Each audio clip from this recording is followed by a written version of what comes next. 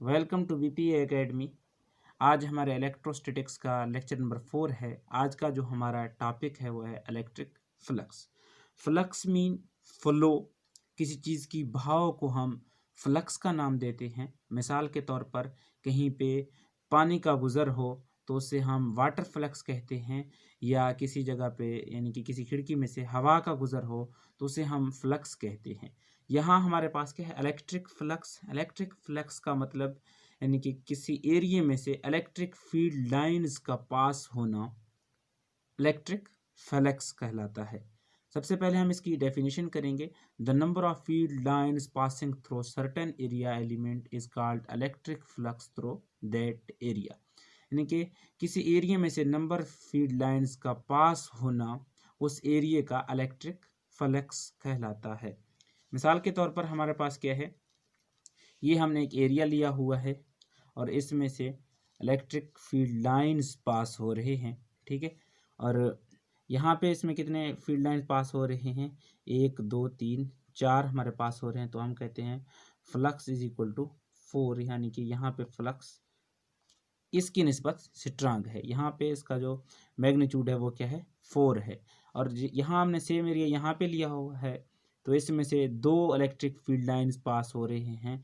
तो हम कहते हैं कि फ्लक्स इज इक्वल टू क्या आएगा, हमारे पास 2 इसका मैग्नीट्यूड आएगा। तो यहाँ पे हमारे पास इलेक्ट्रिक फ्लक्स वीक होगा, ठीक है। इसकी निस्बत हमारे पास इलेक्ट्रिक फील्ड यहाँ की निस्बत वहाँ वीक है। अब हम इसकी फार्मूला की तरफ चलते हैं। फ्लक्स इज इक्वल टू हमारे पास क्या होगा, ये 2 वेक्टर एरिया का प्रोडक्ट होगा, ठीक है।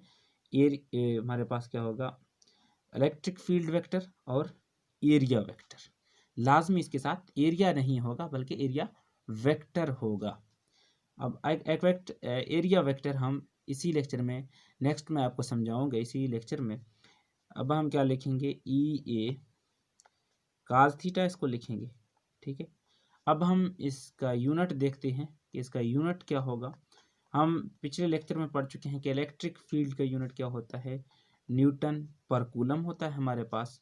और जो एरिया है, एरिया का यूनिट हमारे पास क्या होता है, मीटर स्क्वायर। तो इसका कंप्लीट यूनिट क्या बनेगा, न्यूटन पर कूलम मीटर स्क्वायर। अब हम फर्क जानते हैं एरिया और एरिया वेक्टर के दरमियान कि एरिया और एरिया वेक्टर्स में, एरिया वेक्टर में क्या फ़र्क है। फर्ज करें ये हमारे पास एक एरिया है, ठीक है। ये इसका फेस है, इसके फेस का डायरेक्शन यूं है, तो इसका फेस का जो डायरेक्शन होगा वो क्या होगा, कहलाएगा एरिया वेक्टर। ये जिस पेज पे मैं पढ़ा रहा हूँ, इसका जो डायरेक्शन है, फेस का डायरेक्शन है, वो कैमरे की तरफ है। तो इसे हम क्या कहेंगे, पेज का एरिया वेक्टर कहेंगे। अगर हमारे पास एरिया यानी कि ये हमारे पास एरिया इस तरह से है, ठीक है, तो इसके फेस का डायरेक्शन क्या होगा, इसके फेस का डायरेक्शन यूं है, ठीक है। तो इसका एरिया वेक्टर ये होगा, इसके फेस का डायरेक्शन यूं है तो इसके एरिया वेक्टर ये होगा। अगर हमारे पास एरिया ऐसे है तो इसके फेस का डायरेक्शन किस तरह है, इस तरह से है, तो इसका एरिया वेक्टर क्या होगा, ये होगा इसका एरिया वेक्टर। तो अब हम 3 केस पढ़ेंगे इलेक्ट्रिक फ्लक्स का। पहले हम पढ़ेंगे मैक्सिमम फ्लक्स, फिर हम पढ़ेंगे मिनिमम फ्लक्स और एनी सर्टन फ्लक्स। जो हमारे पास मैक्सिमम फ्लक्स है, ये फर्ज करें हमारे पास क्या है, एरिया है, और ये इसका फेस का डायरेक्शन यू है, तो ये इसका एरिया वेक्टर होगा, ठीक है। और ये इसमें क्या पास हो रहे हैं, इलेक्ट्रिक फील्ड लाइंस हैं फर्ज करें, ठीक है, जो इसमें से पास होंगे।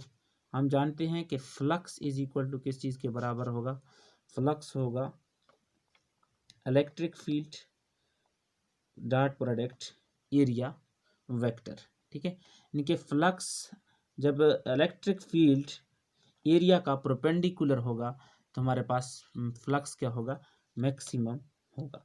यानी कि हमारे पास क्या होगा, ई ए काज थीटा होगा। और यहाँ पे क्या है, जो एरिया है वो क्या है, इलेक्ट्रिक फील्ड के प्रोपेंडिकुलर है, तो हमारे पास एरिया के प्रोपेंडिकुलर है, तो हमारे पास जो थीटा बनेगा वो क्या हुआ, 0 डिग्री, ठीक है। ये ऐसे है तो ये थीटा हमारे पास 0 डिग्री मिलेगा। जब हम इसको यहाँ पे पुट करेंगे तो हमारे पास क्या हैगा, ई ए काज 0। हम जानते हैं कि काज 0 किस चीज़ के बराबर होगा, 1 के बराबर होगा। तो हमारे पास क्या जवाब आएगा, ई ए यानी कि मैक्सिमम फ्लक्स। और नेक्स्ट हम देखते हैं मिनिमम फ्लक्स। ये हमारे पास एरिया है, ठीक है, और इसके फेस का डायरेक्शन किस तरफ है, इस तरफ है, ठीक है, एरिया का। ये हमारे पास इलेक्ट्रिक फील्ड लाइंस हैं।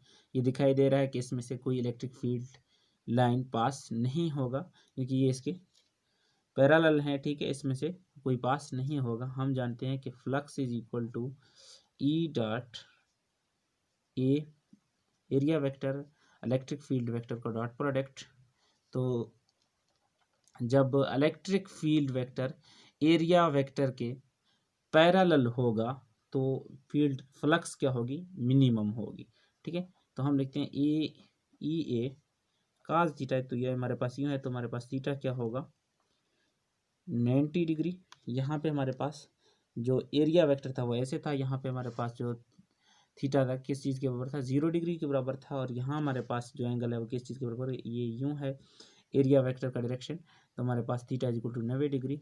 और जब हम इसमें पुट करेंगे ई ए काज 90 डिग्री, तो हम जानते हैं काज 90 किस चीज़ के बराबर होगा, 0 होगा। तो ये कंप्लीट इक्वेशन 0 होगा, हमारे पास फ्लक्स मिनिमम होगा।